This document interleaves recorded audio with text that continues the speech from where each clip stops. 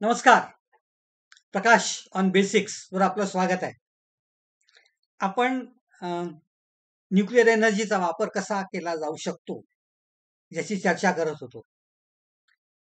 गेल्या वेळेस आपण युरेनियमचं संवर्धन म्हणजे एनरिचमेंट कशी केली जाते ते बघितलं.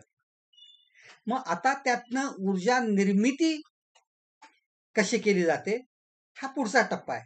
त्याच्याकडे वळूया. हे युरेनियम एनरिच्ड युरेनियम म्हणजे ज्याच्यात 235 या आयसोटोपचं प्रमाण वाढलेलं आहे असा. हे डायरेक्ट भट्टीत टाकलं आणि त्यातनं वीज निर्माण केली इतकं हे काही सरळ नाही. आधी त्याचं रूपांतर फ्युएल सेल्स मध्ये करायला लागतं. म्हणजे ह्या फ्युएल सेल्सची निर्मिती करायला लागते आणि मग त्याला जोडून मग ही अणुभट्टी कशी असते हेही बघितलं पाहिजे. आणि त्यातले मधलेही काही 1-2 टप्पे आहेत. त्याचं कार्य काय आहे, कसं आहे हेही आपल्याला बघितलं पाहिजे. तर त्याच्याकडे आजपासून 1-2 सेशन्समध्ये वळूया. आणि त्याला जोडून आणखीन काही शब्द आहेत. त्याची मी जरा आहेत ते इंग्रजी शब्द मी तसेच वापरतो. ते आपण त्याचा अर्थ समजून घेऊया. एक लक्षात घ्या की या युरेनियमला हे सर्व युरेनियम फिशनेबल असतं. म्हणजे योग्य ऊर्जेच्या न्यूट्रॉनचा वापर केला तर या कुठल्याही प्रकारच्या युरेनियमचं रूपांतर फिशन झाल्यामुळे ऊर्जेत रूपांतर करणं शक्य असतं. हे फिशनेबल मटेरियल झालं. त्यातलं फक्त युरेनियम 235 हे फिसाईल युरेनियम असतं. म्हणजे थर्मल न्यूट्रॉन्स वापरून त्यांच्या फिशनची शक्यता ही सर्वात जास्त असते आणि त्यातून प्रत्येक वेळेस आणखीन 3-3 न्यूट्रॉन्स बाहेर पडतात, जे वापरून एक रिॲक्शनची चेन तयार करता येते आणि त्याला चेन रिॲक्शन असं म्हटलं जातं. या चेन रिॲक्शनचे 2 प्रकार असतात. एक म्हणजे अनकंट्रोल्ड चेन रिॲक्शन. एकदा सुरू झाली की त्याच्यात कुठलाही ताबा नाही आणि अतिशय झपाट्याने घडत जाणारी चेन रिॲक्शन आणि त्याचा परिणाम म्हणजे आण्विक विस्फोट किंवा केंद्रकीय न्यूक्लिअर एक्सप्लोजन असं आपण जे म्हणतो तो. आणि दुसरं म्हणजे कंट्रोल्ड चेन रिॲक्शन म्हणजे जी नियंत्रित प्रकारची चेन रिॲक्शन आहे ती. आणि मग यातनच ऊर्जा निर्मिती, त्यातनच वीज निर्मिती वगैरे केली जाते. कसं काय होतं? काही गोष्टींची आठवण परत करून देतो. कारण आधीचं बघितलं नसेल तर परत एकदा आठवण करून देतो. काय होतं न्यूक्लिअर रिॲक्शन मध्ये? तर एक थर्मल न्यूट्रॉन हा युरेनियम 235 च्या ॲटमला आपटतो आणि त्याचं विघटन करतो. त्यातनं बेरियम आणि क्रिप्टॉन हे तयार होतात आणि 3 फास्ट न्यूट्रॉन्स तयार होतात आणि याला जोडून 200 मिलियन इलेक्ट्रॉन व्होल्ट इतकी ऊर्जा निर्माण होते. आता हे 3 न्यूट्रॉन्स जे निर्माण होतात ते अतिशय झपाट्याने प्रवास करणारे फास्ट न्यूट्रॉन्स असल्यामुळे बरेच वेळा हे बाहेरच्या बाहेर असेच आरपार निघून जातात. पण आणि हे प्रत्येक न्यूट्रॉन मध्ये प्रत्येक कोलिजन मध्ये होत असतं. या अतिवेगवान 3 न्यूट्रॉनचा वेग जर कमी केला किंवा युरेनियम 235 चं प्रमाण खूप जास्ती वाढवलं तर हे उरलेले 3 न्यूट्रॉन्स ही परत रिॲक्शन निर्माण करू शकतात आणि त्यांच्या प्रत्येकामुळे आणखीन 3-3 न्यूट्रॉन्स बाहेर पडतात. म्हणजे पहिला 1, मग 3, मग 9, मग 27, मग 81, मग 243, मग त्याच्यानंतर 732 असं अतिशय झपाट्याने ही संख्या वाढत जाते. आणि वेग किती? तर रिॲक्शनचा वेळ मी सांगितला होता 1 पिकोसेकंड मध्ये एक रिॲक्शन पूर्ण होते. म्हणजे 1 मिलियनचा 1 मिलियन भाग एका सेकंदाचा, इतक्या कमी क्षणात हे 3 न्यूट्रॉन्स बाहेर पडतायत प्रत्येक पायरीत. त्यामुळे एकदा ही रिॲक्शन सुरू झाली, अनकंट्रोल चेन रिॲक्शन, की कल्पनातीत वेगाने एका मायक्रो सेकंडच्या 1 दशांश भागात या सर्व मटेरियलचं रूपांतर हे ऊर्जेत होतं. युरेनियम 235चं रूपांतर त्याच्या घटकांमध्ये होतं आणि ऊर्जा बाहेर पडते. हीच ती अनकंट्रोल्ड चेन रिॲक्शन. आणि त्याचा परिणाम म्हणजे प्रचंड उष्णता, प्रचंड ऊर्जा आणि विस्फोट. मग याचा ताबा ठेवला नाही तर प्रत्येक वेळेसच असा विस्फोट होईल. मग ते ताबा ठेवणार कसा? यासाठी जी महत्वाची संकल्पना आपल्याला समजली पाहिजे त्याला म्हणतात क्रिटिकॅलिटी. क्रिटिकल असणं म्हणजे क्रिटिकॅलिटी. आणि त्याचं मोजमाप करण्यासाठी के फॅक्टर वापरला जातो. या दोन्ही गोष्टी समजल्या पाहिजेत. त्या एकदा लक्षात आल्या की पुढच्या गोष्टी अगदी झपाट्याने समजते. या के ला न्यूट्रॉन मल्टिप्लिकेशन फॅक्टर असं म्हणतात. तो एक घातांक आहे. घातांक आहे म्हणजे एक्स अपॉन वाय रेशो आहे सरळ सरळ. तर त्यातलं एक्स आणि Y, x divided by Y ह्या के ची किंमत आहे. एक्स म्हणजे काय? तर किती न्यूट्रॉन्स एका न्यूक्लिअर रिॲक्शन मधनं बाहेर पडले.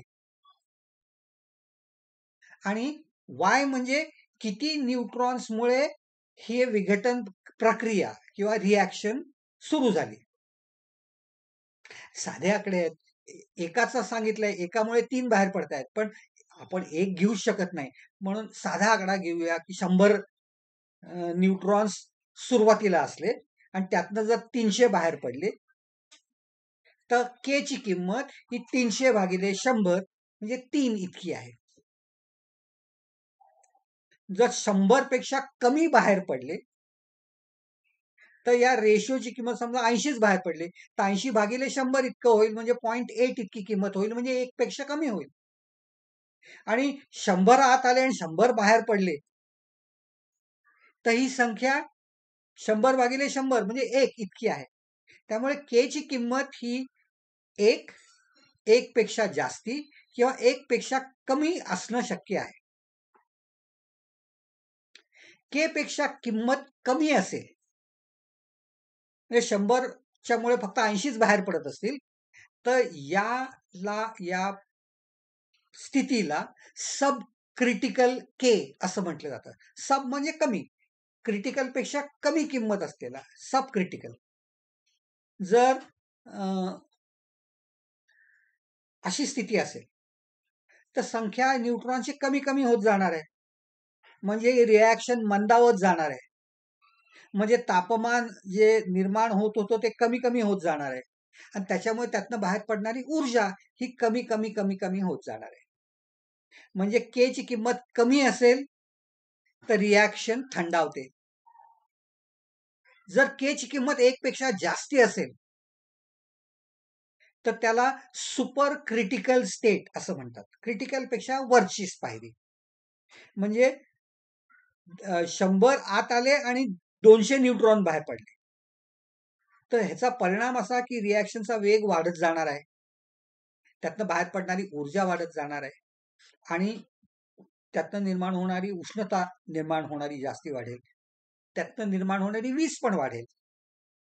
पण ह्याच्यावर ताबा राहिला नाही तर त्याचा परिणाम म्हणजे अनेक वर्षापूर्वी घडलेली चेर्नोबिलचा महाविस्फोट जो झाला होता, दुर्घटना झाली होती, तशी स्थिती निर्माण होऊ शकते. इथे सुपर क्रिटिकल स्टेट के ची किंमत 1 पेक्षा जास्ती.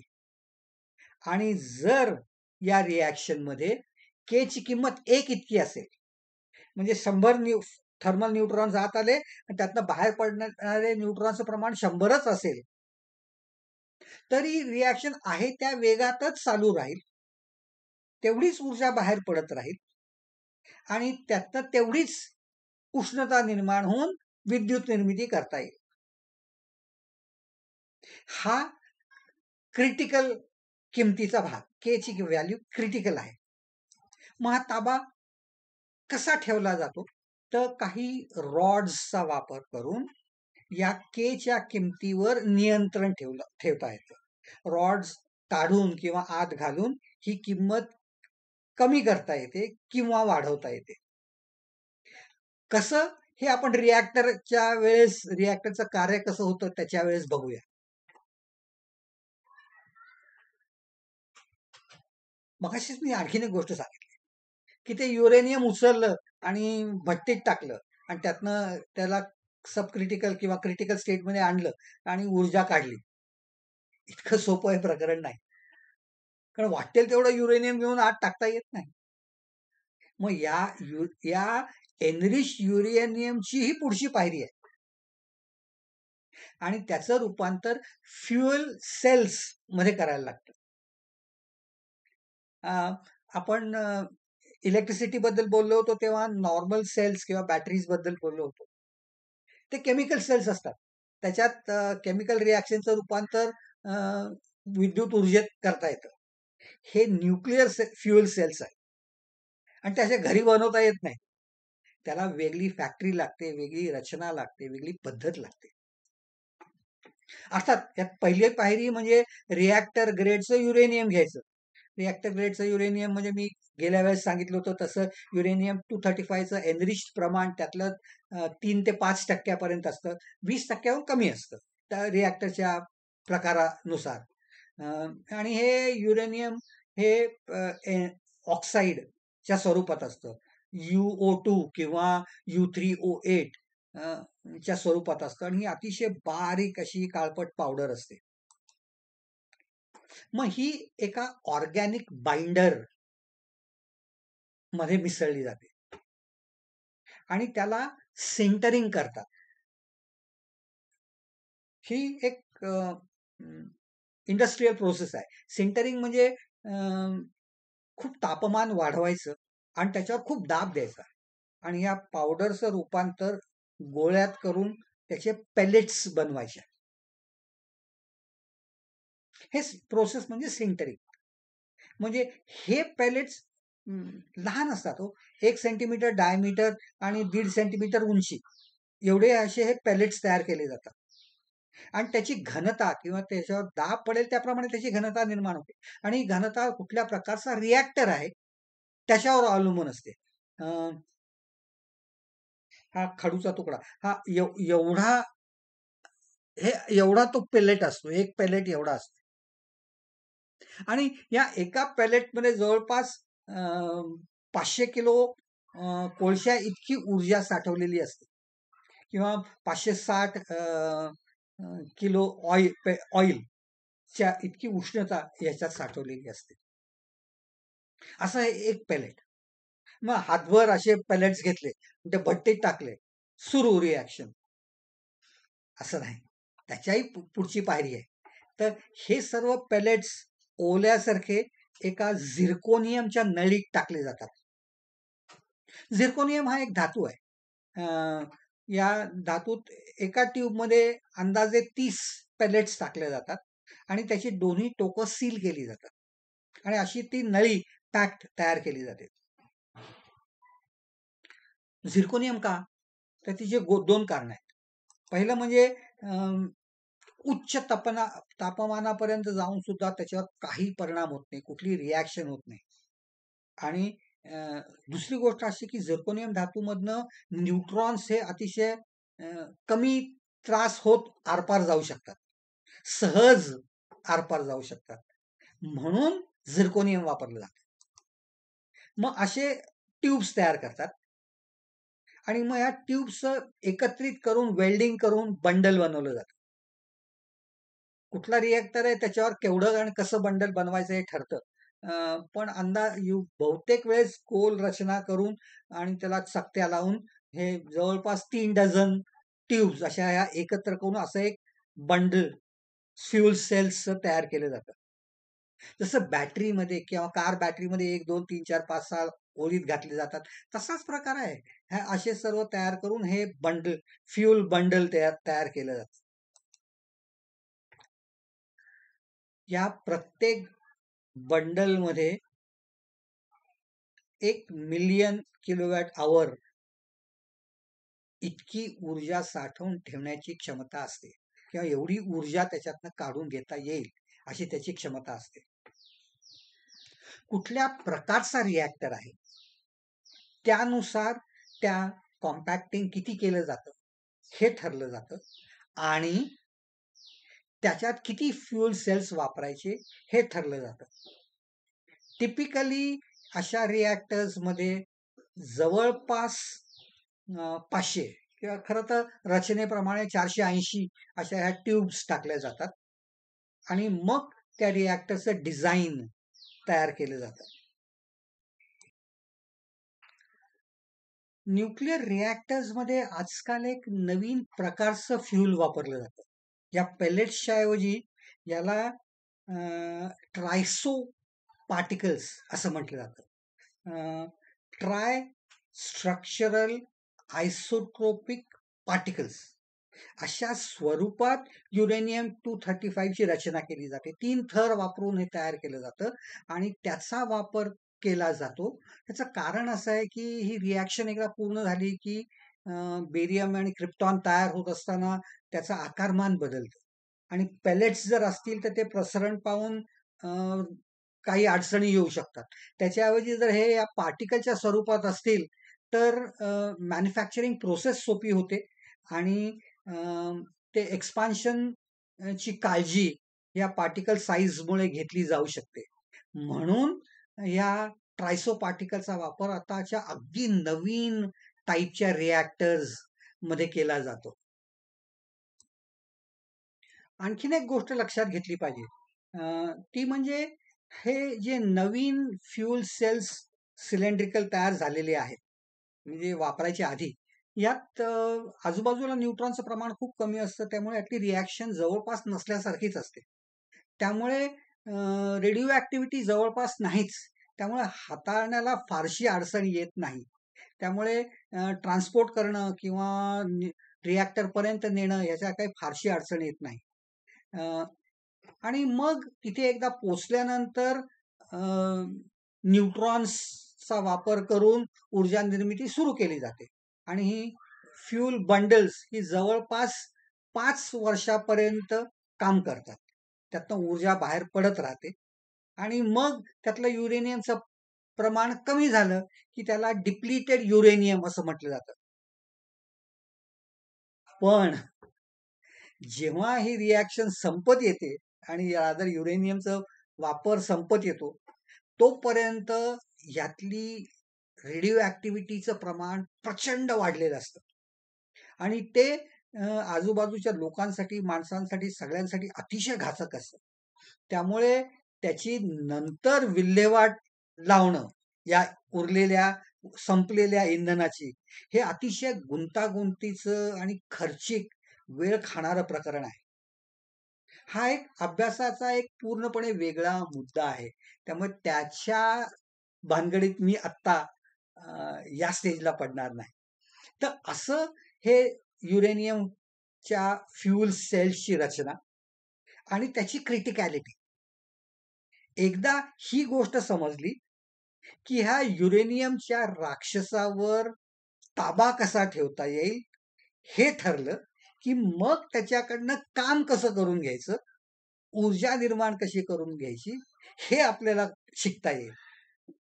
त्या रिॲक्टर्सच्या रचनेचा चर्चा मला वाटतं आपण पुढच्या वेळेस पासून करूया. कुठल्या प्रकारचे रिॲक्टर्स आहेत, कसे काम करतात, ऊर्जा कशी निर्माण होते, ह्याच्याकडे आपण वळूया. आणि एक ब्रीडर रिॲक्टर असतो, त्याची चर्चा भारतीय म्हणून आपल्याला माहिती असली पाहिजे. त्यामुळे त्याच्याकडे येऊया. मी जे काही तुम्हाला आज सांगितलं ते तुम्हाला जर आवडलं असेल तर त्याच्याबद्दल आणखीन काही डायग्राम, चित्र बघता आली तर बघा. रिॲक्शन्स बद्दल मी सांगितलेलंच आहे, रचना कशी असते तेही सांगितलंय. तुमच्या मित्र परिचितांना या विषयात तुमचं ज्ञान पास ऑन करा. ज्योतसी ज्योत जलाते चलो. आणि पुढच्या वेळेस आपण भेटूच या आणखीन ज्ञान मिळवण्यासाठी. तोपर्यंत प्रकाशचा नमस्कार.